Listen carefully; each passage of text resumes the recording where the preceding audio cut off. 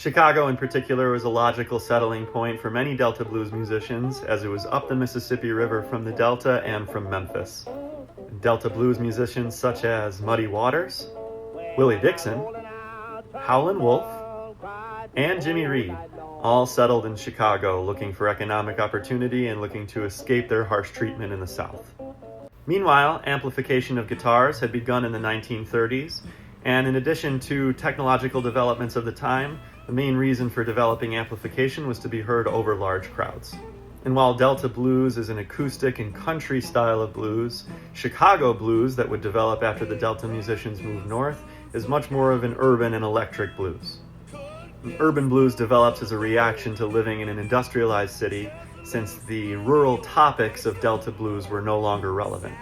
Guitar and harmonica are still the primary instruments, although now the guitar is electric and the harmonica is mic'd. There's usually a bass player and a drummer accompanying those two, and there's often piano and horns as well. Typically, Delta blues transplants would get their Chicago start at the open air market on Maxwell Street, and then graduate to playing parties and clubs.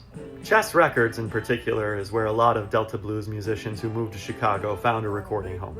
Electrified Chicago blues was a huge influence on the psychedelic and blues rock of the 1960s on both sides of the Atlantic. And while the various music scenes in Chicago have evolved in the decades since the Delta blues musicians moved north, blues remains a vital part of the city's musical heritage and continuing legacy. And that's how the Delta blues became the Chicago blues. Thanks so much everyone for watching. Please drop a comment if there's another musical topic you'd like to learn more about, and we'll see you next time. Take care.